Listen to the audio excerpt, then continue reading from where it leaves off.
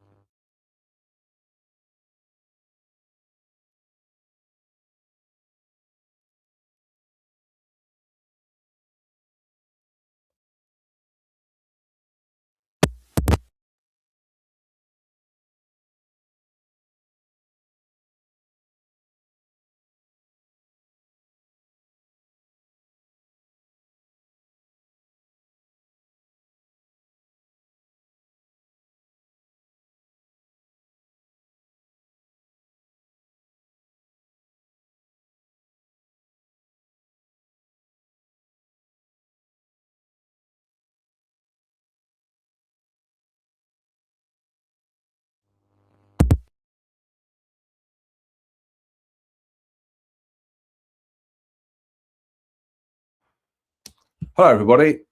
We're going to have to read that all again because my microphone has died the death on me.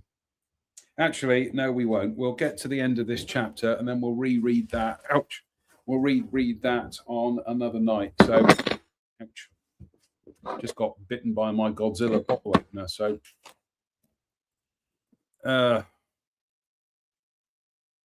tell you what, we'll get to the end of the Z-Men chapter and then we'll reread that one another night. Oh, my blessed microphone's died on me. It was working earlier on when we were doing the other webcast. So the idea for an automatic gun-laying turret at the rear of the bomber was put forward. This would mean the bomber would be automatically covered from behind, even in thick cloud conditions and bad weather, when the German night fighters which the German night fighters always took advantage of. The automatic gun-laying turret would also solve the fatigue problem, which was always a problem for the rear gunner on long flights due to the severe cold.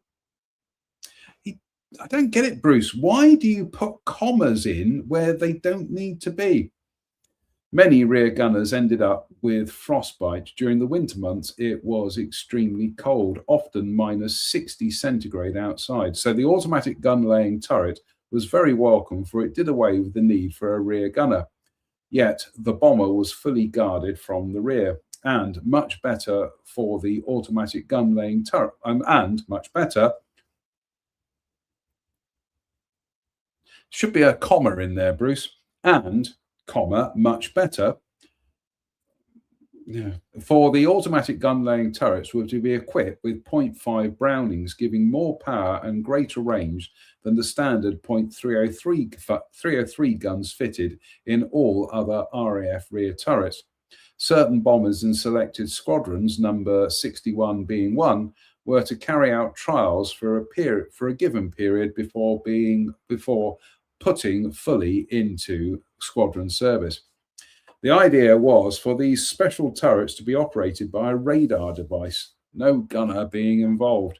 Upon the approach of an aircraft from behind the bomber, the radar device. Upon the approach of an aircraft from behind the bomber, the radar device would bring the guns to bear automatically, making all the necessary allowances, bullet drop, aiming off, etc. And when the target was in range, the guns would be fired automatically. In theory, an excellent idea. As it was not possible for the radar to distinguish between friend or foe, it would become necessary for all bomber aircraft to be fitted with some device to cancel out this radar. Otherwise, they would be shot down. This device was known as the Z equipment. The radar emissions from the automatic gun-laying turrets at the rear of the bomber aircraft would be neutralized by the Z equipment fitted in the nose of the friendly aircraft. Thus, no problem at night, and the bomber stream protected from each other. And woe betide any enemy night fighter that infiltrated the bomber stream from behind. The automatic gun-laying turret certainly seemed a good idea, for it also reduced the bomber crew to 6 men: the pilot, flight engineer, wireless operator, navigator, bomb aimer, who also doubled up as front gunner, and mid-upper gunner. The rear gunner being done away with and replaced by the automatic turret. It was the responsibility of the navigator to ensure that this equipment was switched off and on. Village Inn was only switched on after leaving the English Channel and switched off on the return journey after crossing the French coast.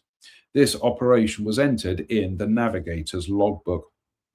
The only visible signs of this Z equipment at the front of the bomber was what appeared to be a headlight fitted with 2 white circles on the perspex above the bomb sighting panel, which were part of the Z equipment. Certain bombers were fitted with Village Inn, and trials were carried out with the automatic gun-laying turrets, all done under strict secrecy. Did it work? No one was allowed to talk about it, but there were many rumors about the Z-men, our own crews, who were killed by their own aircraft. Had the Z equipment failed, or was it a case that the navigator had failed to switch on the equipment? Whatever the reason, many bombers were brought down by friendly guns and many were killed. But the true facts as to how they were killed have never been told until now. Needless to say, the automatic gun-laying turrets were never introduced into squadron service. Are those responsible haunted by the Z-men? Yet again, Bruce, I think you are taking big leaps there. Yeah. That's, with my researcher's hat on, he just kind of says, so X, Y, and Z, and that happened. And it's like, well, no, that's not how it works, chum. He says himself that nobody knows, but then tries to kind of force himself into a conclusion. No, I'm sorry, Bruce. Right, so we're going to have to redo that chapter on Sunday Night Ghost Stories Extra midweek. So we'll reread that entire chapter again, but never mind. Slange me, Val.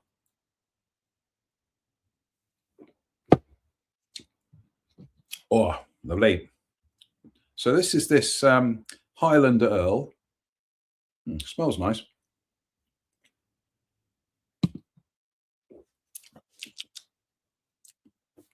Oh, that's lovely.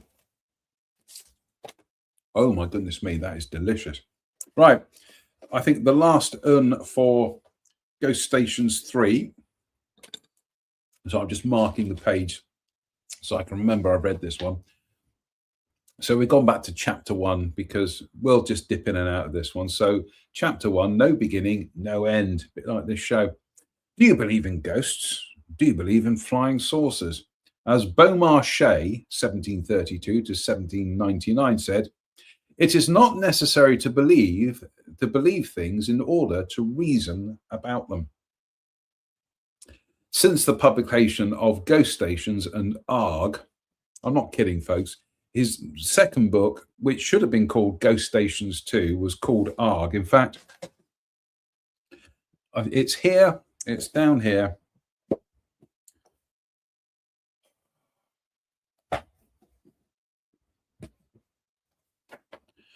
Since the publication of Ghost Stations and Arg, I have received hundreds of letters, news stories, more information on published stories, or just a thank you. One such letter was from Denny Densham, who said, found the book excellent and read it from cover to cover. I think you have a brilliant style. You do not fall into the trap that so many journalists do of sensationalizing stories with the result that they no longer become believable. And you are quite right in reporting what may seem to some as little incidents, because these give truth to this incredible subject of hauntings. I am certain that your readers will believe the events because they are described by ordinary folk exactly as they happen. I always try to tell my experiences as simply as possible, and this seems to stop people from saying, go on, pull the other one. Again, errant comma. Oh. Another nice letter came from Walt Scott of Scunthorpe, who said, I'm trying to think of an accent here. I very much appreciate your presentation of the poems, flanked as they were by very suitable photographs. And he went on to say, I devoured Arg with relish after Ghost Stations. I expected to enjoy it, and I was not disappointed in any way. And he added, with your expertise and my imagination, I was transported from my armchair to a shivering and desolate, eerie old airfield with pleasurable chills. So, is it all in the mind, or do some people have the key to the supernatural world? I am not knocking anyone's beliefs, for I know of many strange things that happen, and I know of people who have powers for which there is no apparent explanation. I'm thinking Nigel Farage, actually. He has the power to somehow convince people that what he's saying is true, but there's no explanation as to that because it's frankly rubbish. Anyway, For Mr. Bushby, ghost stations gave him food for thought. My second son, who has completed 12 years in the army, was home for Christmas and told me an interesting story of a close friend's recent experience in Berlin, said Mr. Bushby. As his tale developed, memory stirred, and I went upstairs and brought down my copy of Ghost Stations and showed him page 135. He was flabbergasted. The experience outlined in that story was precisely the same as that which happened to his friend, but with 20 years between the two occurrences. And Mr. Bushby added, personally, I take most of these stories with a large pinch of salt, but this one makes you think, don't it? Thousands of people feel the pull of the deserted airfields, one being Gareth Hanson from Bradford in West Yorkshire. He was one of hundreds who wrote to me after my request in the media for ghost stories, and he said, I cannot give you an actual ghost story, but can sense the uniquely sad atmosphere which time and again draws me towards these derelict airfields which cover the east of England. And Audrey Elcombe, who also has a similar feeling, said, considering the wartime history of these airfields, it is not surprising that peculiar things occur. There must be an atmosphere about them after some of the sad incidences on them. I am sure that strange things are seen and heard, which we do not fully understand. Again, Bruce doesn't need the comma there, which we do not fully understand. Doesn't need a which, comma, we do not fully understand. Anyway, pretty much going to be come up to halftime. The control tower, once the very nerve centre of the airfield, lies derelict. A haunting, brooding silence pervades over the old wartime airfield. A name on the wall, a sign, all that is left of people who lived and died there. Now sheep and cattle are returning to the fields, watched over by the silent few who maintain the ghost squadrons. Now we're going to have half time. We've lost a quarter of the show to a microphone that wasn't working, so I might have to go onto Amazon and get another microphone. Anyway, Thai chili rice snack. Go on then. So what have I been up to today? Prepping for my 2 webcasts, as always. And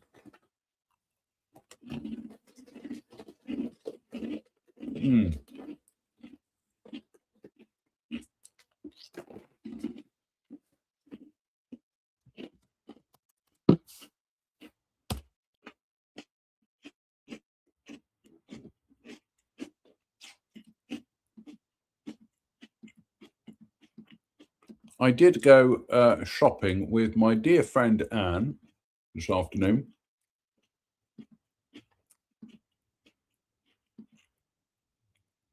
And there's my dear friend Anne, and goodness me, there we go. There's my dear friend Anne. Goodness me, we've known each other for checks notes 23 years. Doesn't seem possible. It doesn't seem possible when I think, how old will I be in 23 years' time? I'll be into my 80s. But I've known Anne since 2003, when I cycled over the Avonmouth Bridge and discovered Shirehampton. Prior to that, nobody knew what it was called, but I marched in there, the great white explorer, and I said, I do declare this is called Shirehampton. No, I'd cycled through it and past it. I cycled past it dozens of times, never realised there was like a little village there, and discovered the Griddles Cafe, and that was where Anne was working, and thus a friendship was born. So awesome stuff. So yeah, we've known each other for 23 years. God, where does that time go? Beyond that, it has been a little bit of gardening today, a little bit of writing, A little bit of prep for work this week. That's pretty much it, folks. I live such a dull life, but I live a life. That's the important bit. So wasn't guaranteed 3 years ago. So no complaints here. So fingers crossed. Might be a 2-reg walk this week down on the West Somerset. See how Reg feels about that. Got a couple of meetups with some friends and do some walks. So no complaints, people. No complaints. So let's crack on with the ghost. Actually, no, we'll have some more. We'll have another Thai chili rice snack. These are absolutely delicious. These are from Lidl.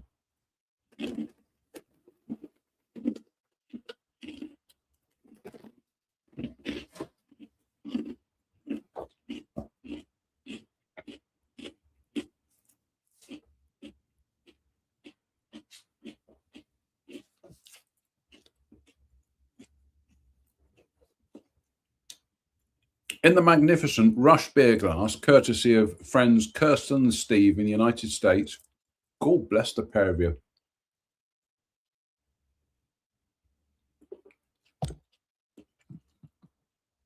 Slange me bar.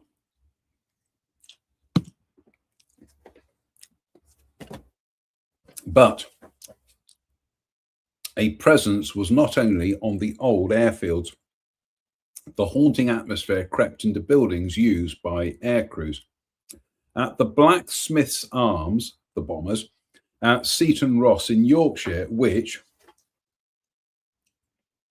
was used by many of the bomber crews from nearby RAF Melbourne that housed number 10 Squadron during the war years, there is a 10 Squadron lounge in the bombers' public house. And on the walls, there are many wartime photographs. Right. Typical Bruce, this. At the Blacksmiths Arms, the bombers, at Seaton Ross in Yorkshire, which, comma, was used by many of the bomber crews from, well, it doesn't need the comma, which was used by many of the bomber crews from nearby Royal Air Force Melbourne that housed number 10 Squadron during the war years. During the war years, comma, there is a 10 Squadron lounge in the bombers' public house and, comma, on the walls are many wartime photographs. Doesn't need the comma, Bruce. Again, oh, honestly, people to get fed up with this, but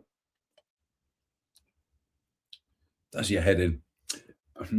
Many times, for no apparent reason, the photographs have dropped off the walls. A woman customer said, "I have a strange feeling when in the Blacksmiths Arms, as if I'm in the presence of a lot of people.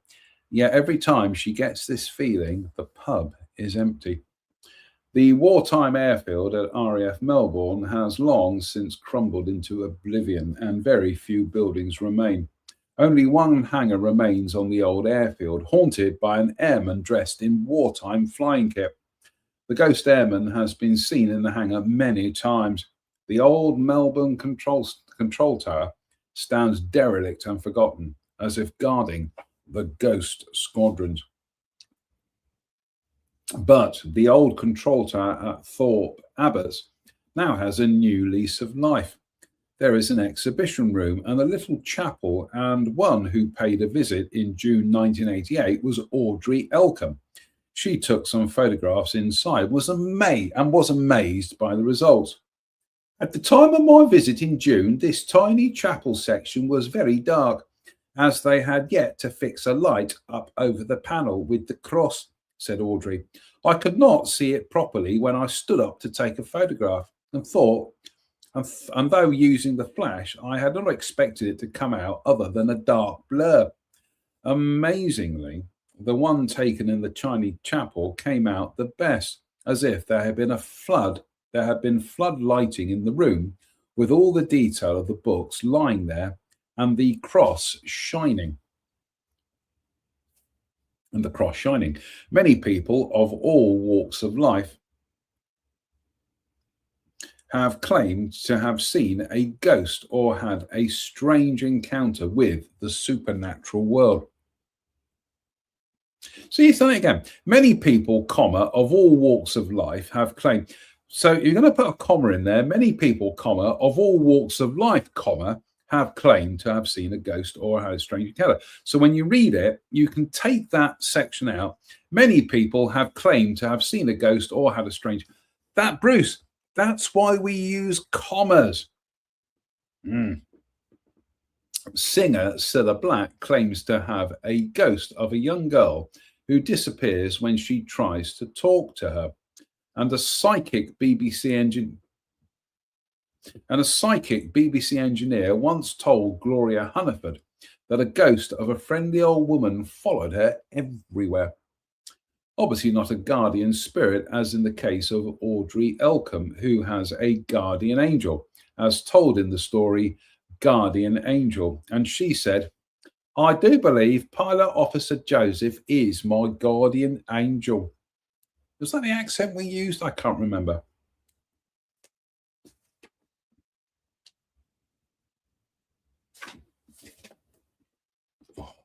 Been a long day, folks. Slange.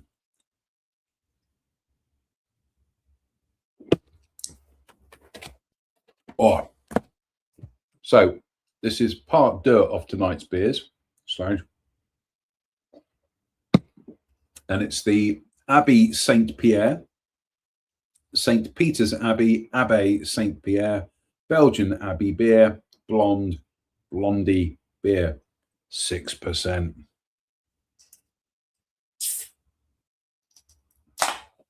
Oops.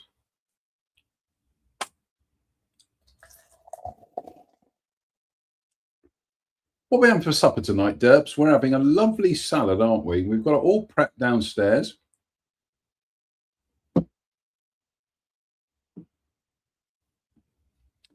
So just let the beer settle for a second.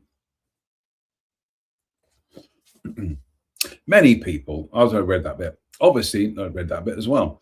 But sometimes a strange encounter with the supernatural world has an earthly answer.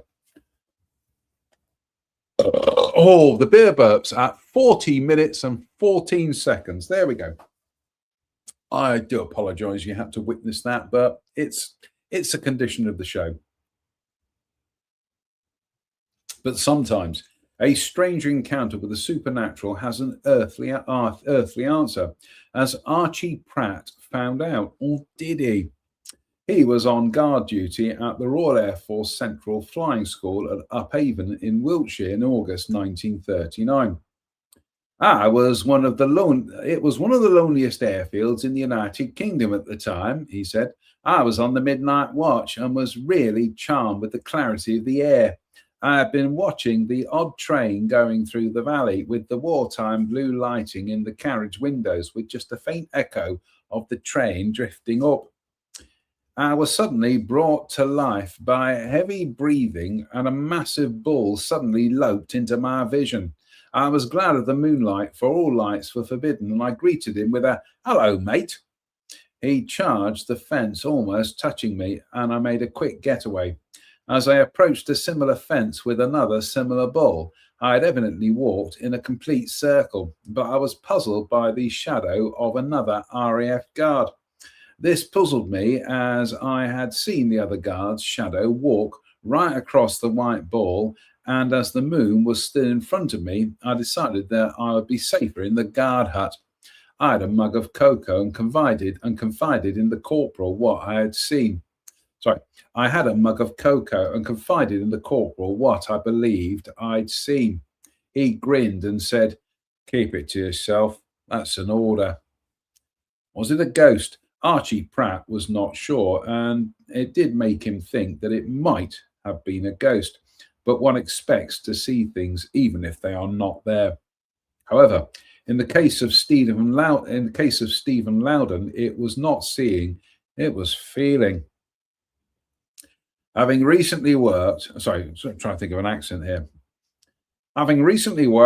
a number of late nights at an old RAF hangar at Teesside Airport, I had noticed how eerie the airfield felt, he said. During the latter part of 1988 and early 1989, still feels like the recent past, nearly 30 years ago, goodness me. During the latter part of 1988 and early 1989, Stephen Daly had cause to pass the old World War II airfield near Sawbridgeworth in Hertfordshire. there was a man. There was a figure of an airman in American uniform near an old wartime building. He said, "I've seen him many times, clearly for a few minutes before it slowly vanishes." The old airfield had many types of aeroplanes, little Westland Lysanders from Dunkirk in 1940, North American P-51 Mustangs, Supermarine Spitfires, and de Havilland Mosquitoes right up until 1944. But how does the American Ghost fit in? Could the Ghost Airman be the pilot of an American Republic P-47 Thunderbolt fighter that crashed on the airfield, killing the pilot? Cliff Sims came in contact with a huge snarling dog. Was it a devil dog?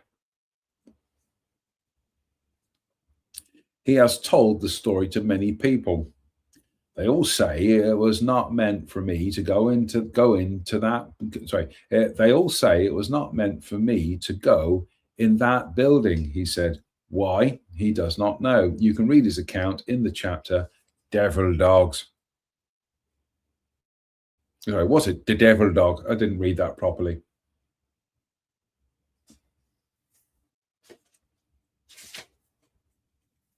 Just seeing how many more pages. Yeah, that'll take us to the end of the show for tonight.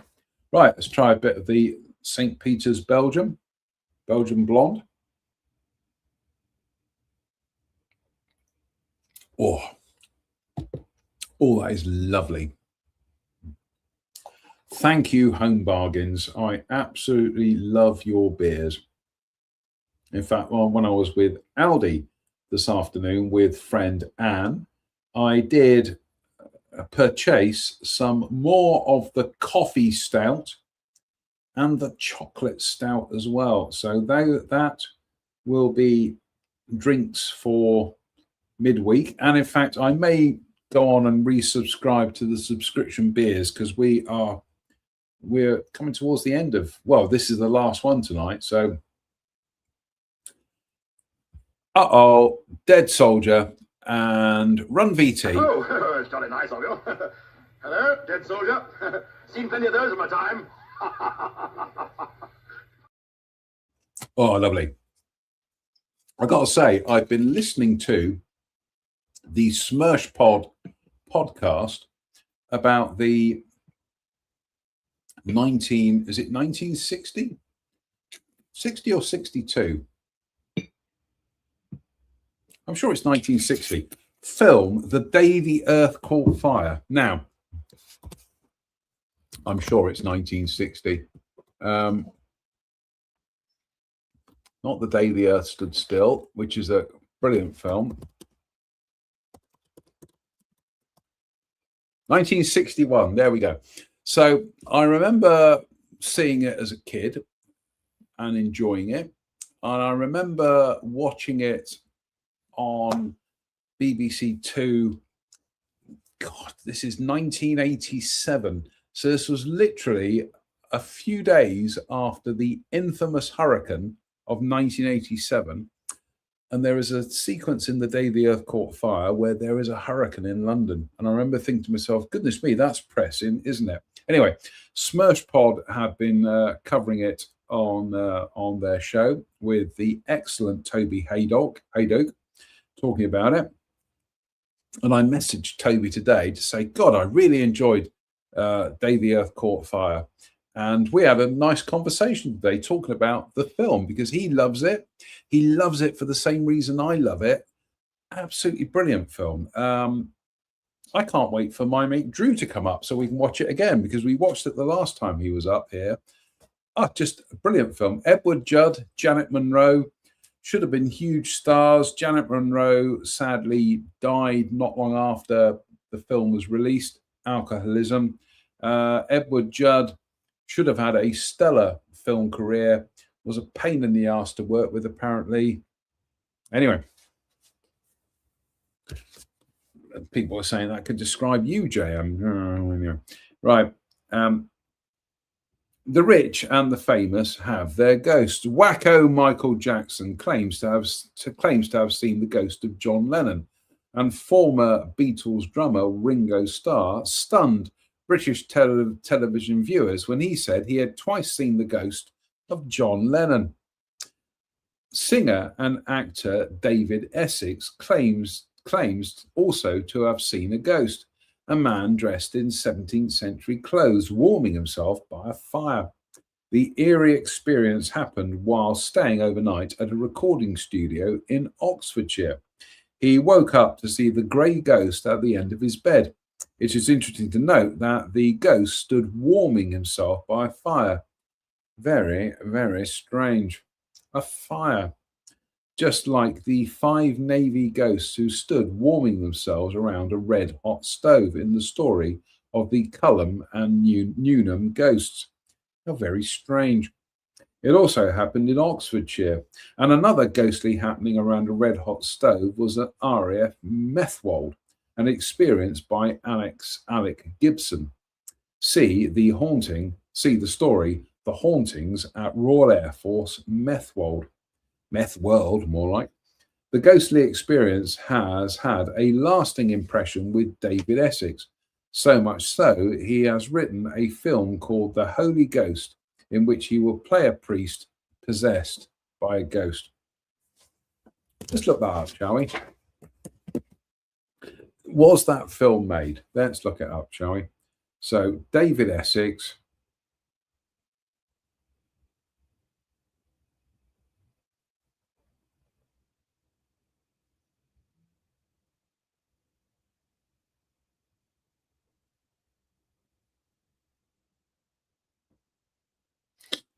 Holy Ghost is a black comedy written by and starring David Essex about a vicar who becomes possessed by an old pirate. Okay.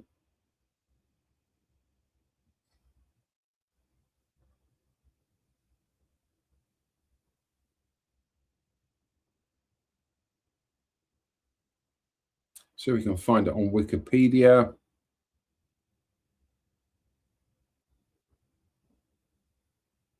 Not a Robbie Sausage. David Essex. What do you do on Sunday night? I tuned in to watch Sunday Night Ghost Stories, but instead I watched A Confused Man from Dudley. No,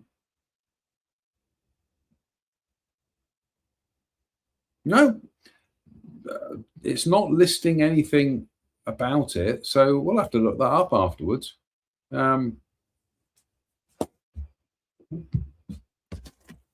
Anyway. Let's have another swig of the old beer.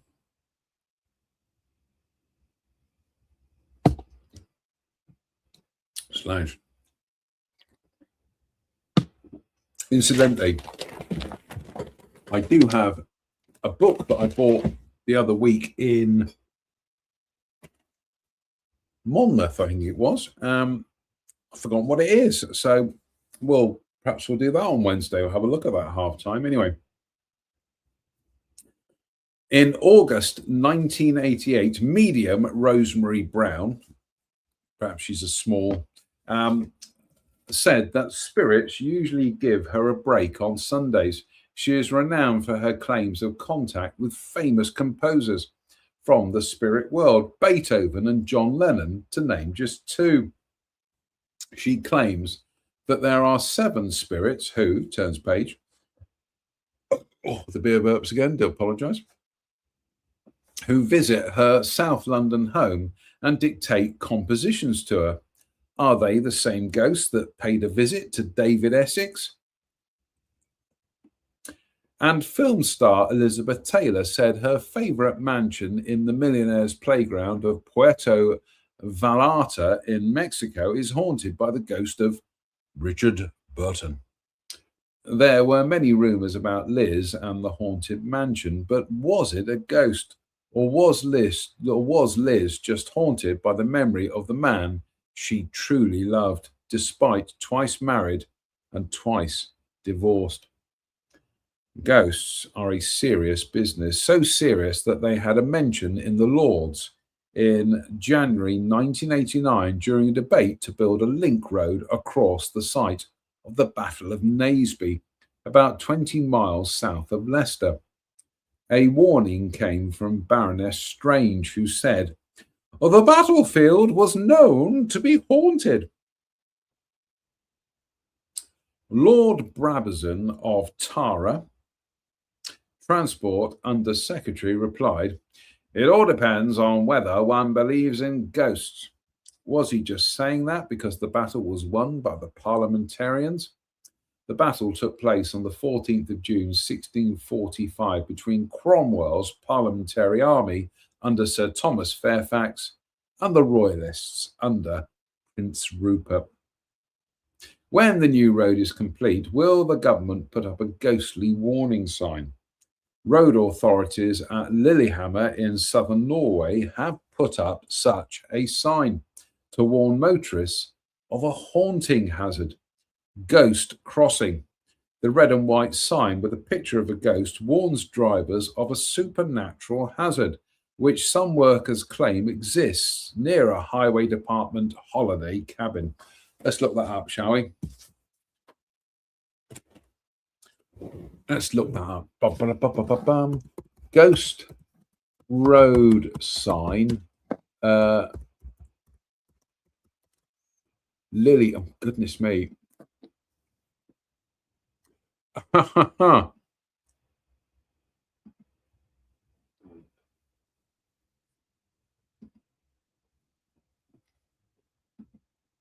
Well, there's me thinking that sounds like arrant nonsense.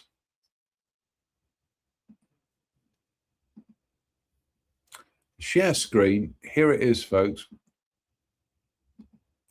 The ghost road sign at Lillehammer. There it is. It does exist. It is real. As are these Thai chili rice snacks.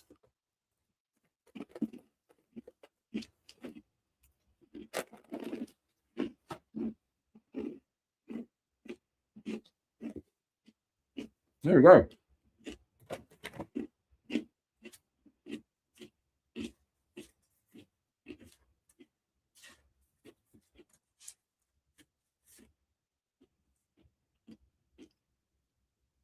No, we're going to try and limp over the finish line tonight, so.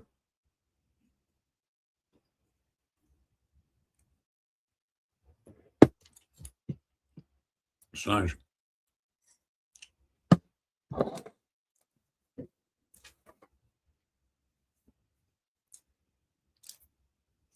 But if battlefield ghosts are a danger to traffic, they can be an asset if they haunt the stately home. In February 1988, Christopher Warman, property correspondent for The Times, wrote, "Home to a ghost at £175,000 plus. Meany House stands in 30 acres, built in the traditional Scots baronial style with turrets and battlements, while the south side has Tudor-style windows. It boasts not only the ancient barony title of Meany, but also a friendly ghost." However, even if the ghost or ghosts are friendly, they can be annoying, as British Leyland found out to their cost.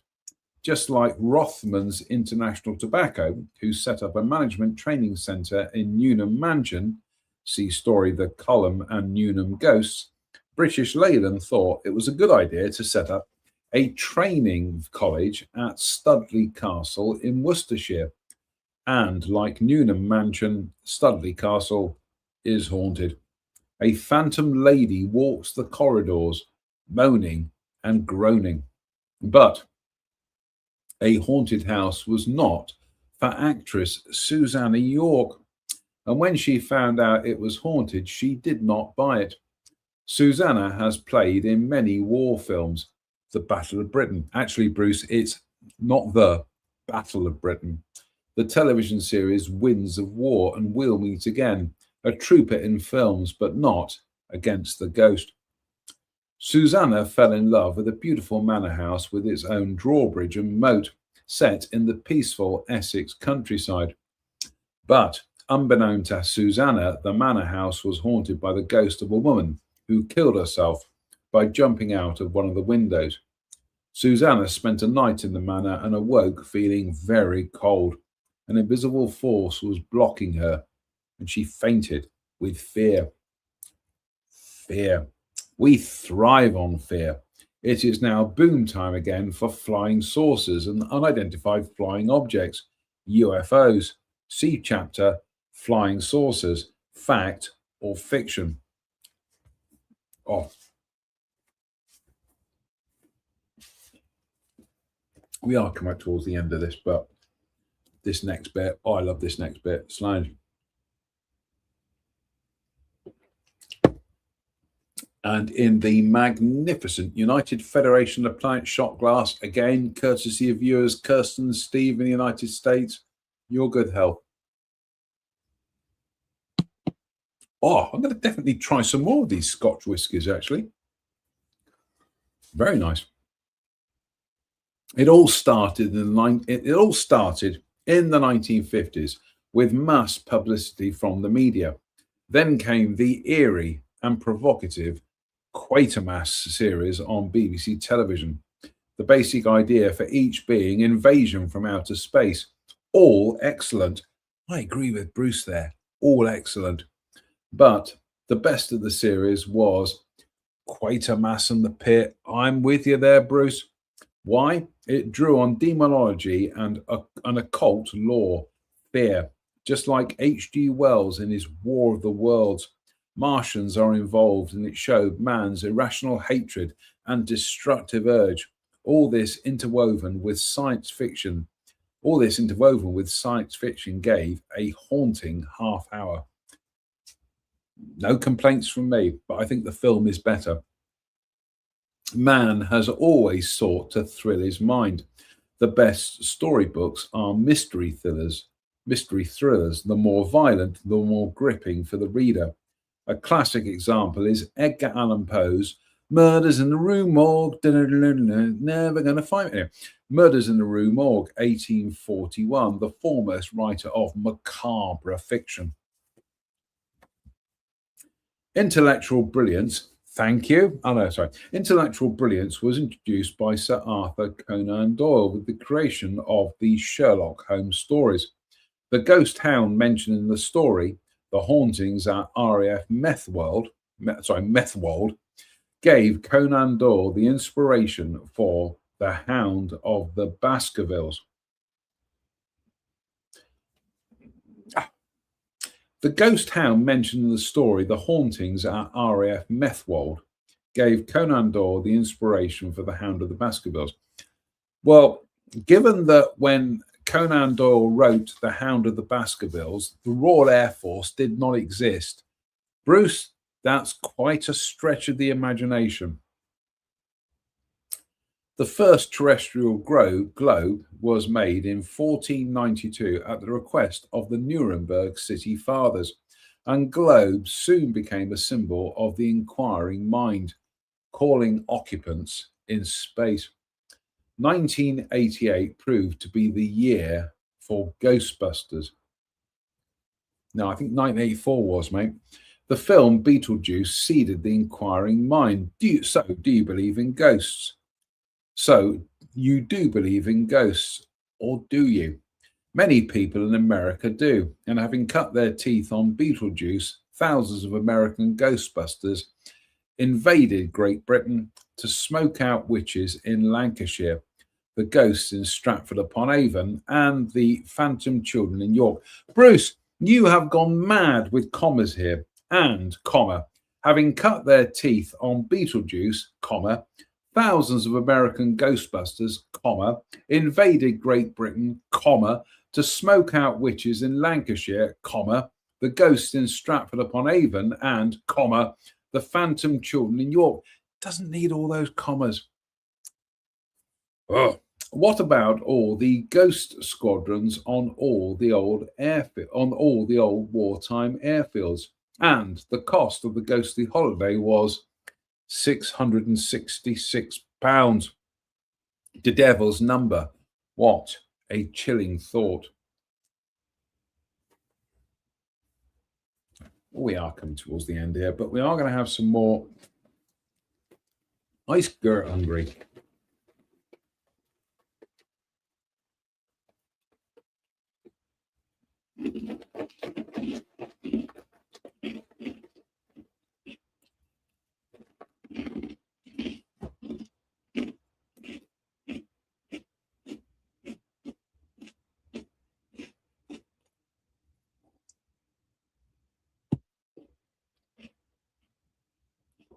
Oh, lovely.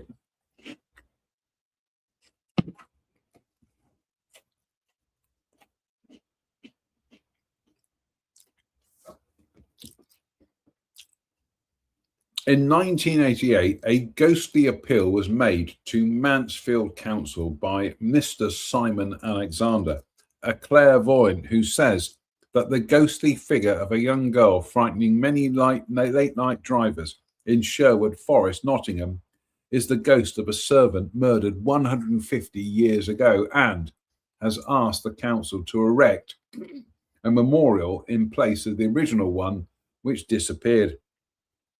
Maybe they should erect one for the unseen servant. One of the biggest mysteries of the Second World War was the mysterious disappearance of Major Alton Glenn Miller. But that mystery is now solved. The Glenn Miller mystery solved. Sorry, Bruce. And it is interesting to note that in the Glenn Miller mystery, the target when the raid was aborted, also abhorted, according to Bruce, on the 15th of December 1944 was Seagun. How very strange. Seagun was number 5 group's first contribution to the new campaign against communications on the 1st and 2nd of February 1945. 271 Avro Lancaster bombers set out to bomb the town and marshalling yards. One of those taking part in the raid was Lancaster G for George, with Flight Lieutenant Ellis on board. The Fickle Finger of Fate story in my ARG book. But even though the Glenn Miller mystery is solved, there are still many that remain unsolved. What about the mystery American flyer who has gone to ground in the monastery of Serra San Bruno, high in the mountains of Calabria in southern Italy? Rumour has it he is one of the crew of the B-29 bomber, should be B-29 bomber, Bruce, come on, that dropped the atom bomb on Hiroshima. Beer burps again, do apologise. And stricken by guilt, turned to the Carthusian monastery. Not true. Yes, there is an American monastery, but he more likely is one that chickened out of the war by landing in neutral Switzerland. So many American crews did desert and sit out the war. Nearly 400 Allied bombers, mostly American, landed in neutral Switzerland or Sweden. Yes, some bombers were damaged and genuine, but many were in perfect flying condition. So, not a crew member who dropped the atom bomb. Many people thought they should have dropped a dozen atom bombs on Japan. So, not a crew member of the B-29 bomber. It has to be one of the Americans who left their buddies to fight while they sat out the war. That would eat at a man in time, a deserter in time of need.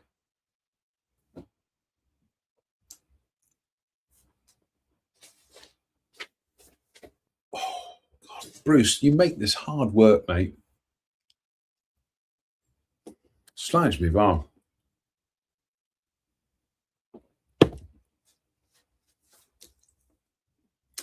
And what about the Great Yeti mystery? Goodness me, Bruce, we've gone from atom bombs to ghosts and UFOs to Yetis. And what about the Great Yeti mystery? Not from the Second World War, but from the First World War. You could say born in war. Is there a Yeti? Many people think so, and after Chris Bonington returned from the Himalayas with photographs of mystery footprints in the snow. William Hill, the bookmaker, slashed their odds of such a creature from 150 to 1 to 66 to 1. A man from Batley in West Yorkshire stands to win £700,000 with his £7 double at 100,000 to 1 that a UFO will crash on Earth and that a Yeti will walk out. What are we up to? Oh God, we through the hour mark, but last page and a bit there.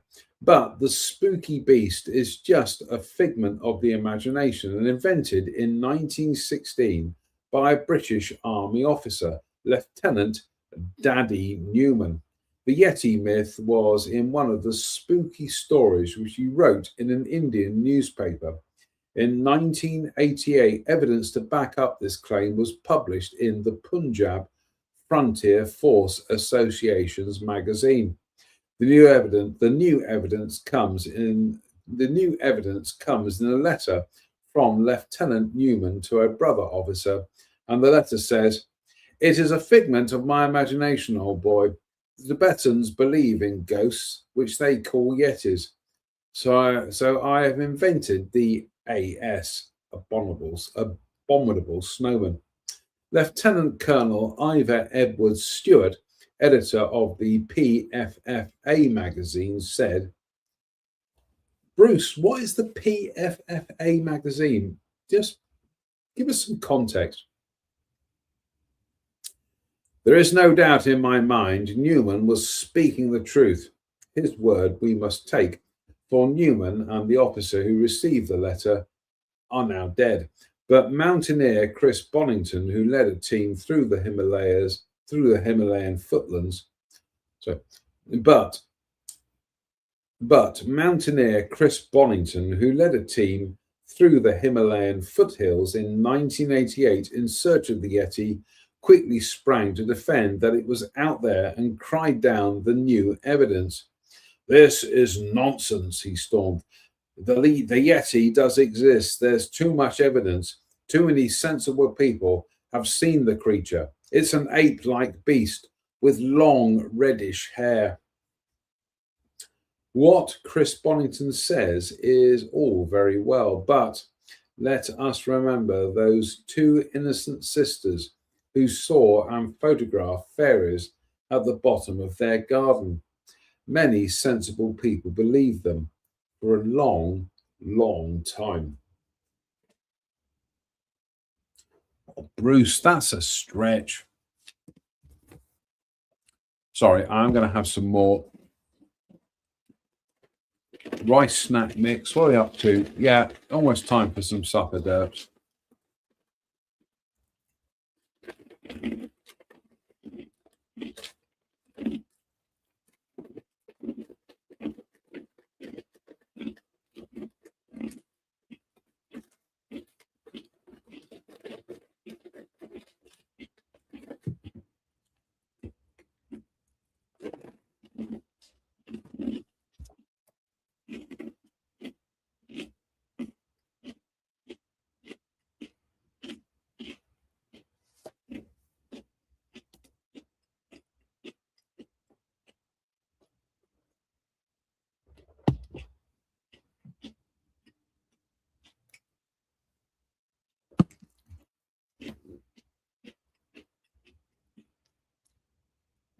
Oh, that's the chili rice snacks out of the way.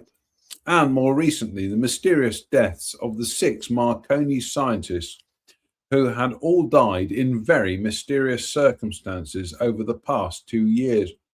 Stress was given as the cause for some of the deaths. Suicide and open verdicts were recorded. All so very strange. Is there a more sinister cause? They had all worked on these Star Wars contracts. Is it the work of some superior force? And what about the mysterious illness that hit over 160 workers building the top secret F-19 stealth fighter aircraft at the Lockheed Corporation plant in Burbank, California. Is it a warning from superior beings way out there in space?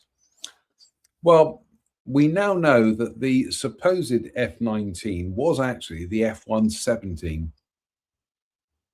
The F-19 was a construct of, viewer David will confirm this, the F-19 was a construct of the Testors Corporation in America, a toy and model company, which was also sold under the Testors and the Italeri brand. Because up there in the attic, up there, I still have an Italeri F-19 stealth fighter. In fact, we are going to Italeri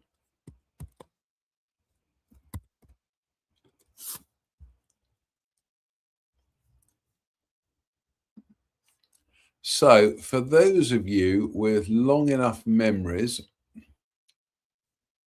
I'm just looking it up on ScaleMates. There we go.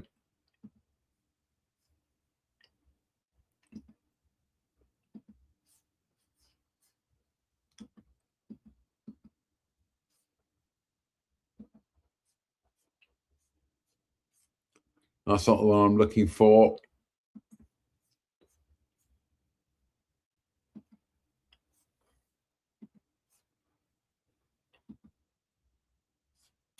That's still not the one I'm looking for. Goodness me, come on.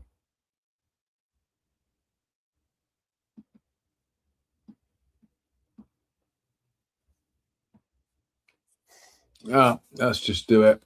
Put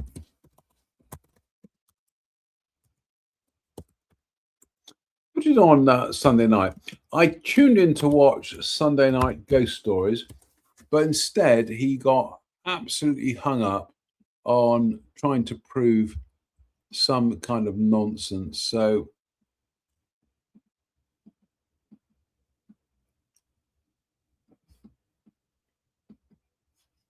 right, here we go, folks.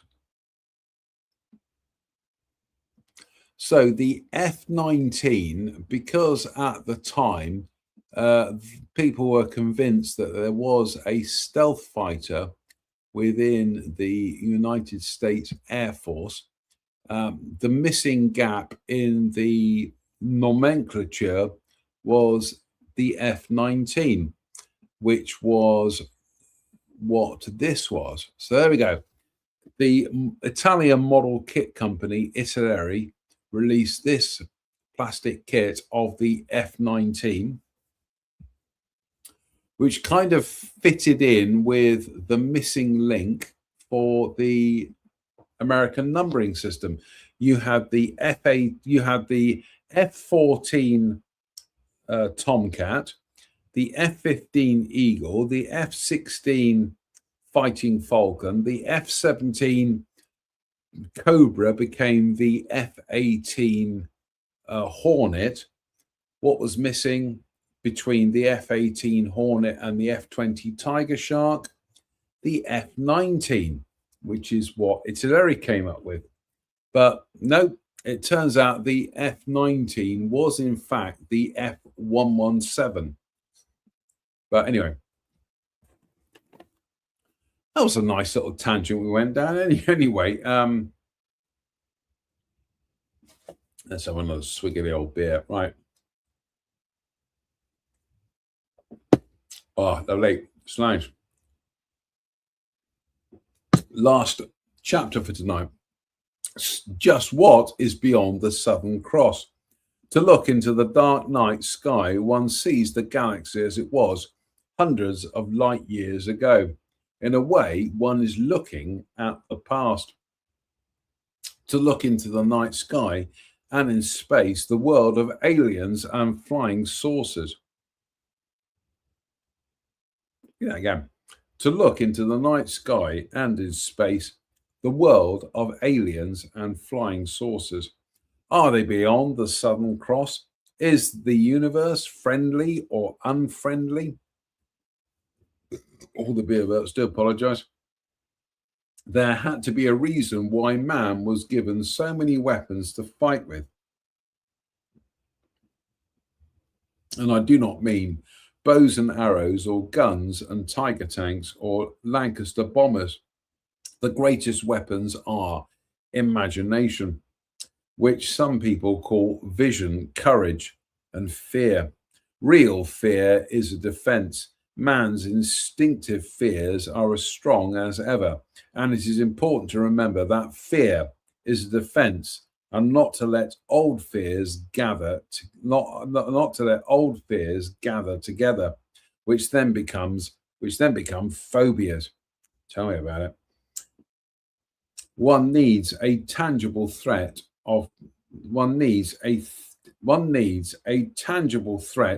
to purpose the fear on. If not, will lodge in the mind to become a nightmare.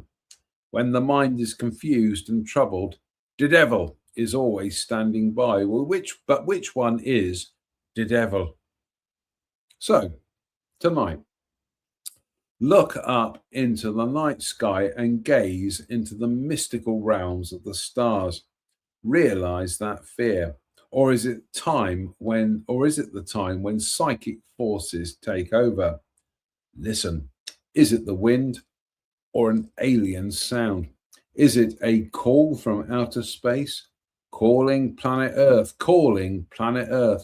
Do you believe that we are being watched from the timeless worlds of space? H.G. Wells. Sorry, Bruce, that was H.G. Wells. Do you believe that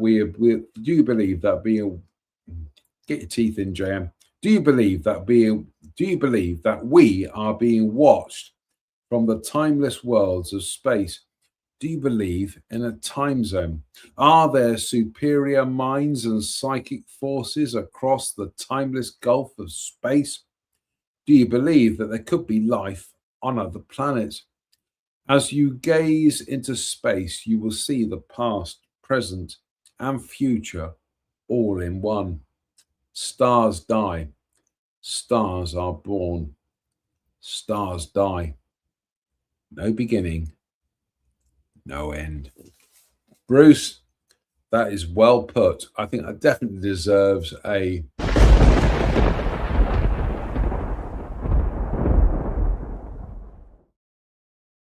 Right.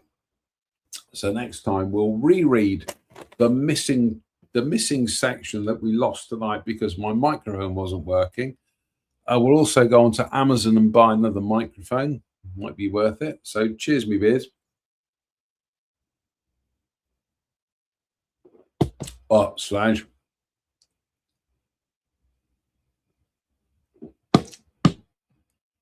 might also resubscribe to the beers so that we got something for next time. So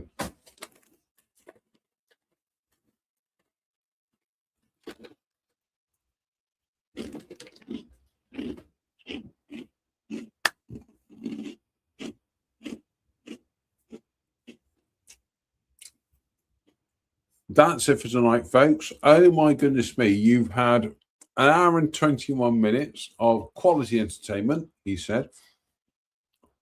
Fingers crossed, we'll be back on Wednesday for Sunday Night Ghost Stories Extra on a Wednesday. I know it doesn't make much sense, but there we go. So until then, it behoves me to say thank you for watching. Stay safe, stay out of trouble, and please don't have nightmares. Good night.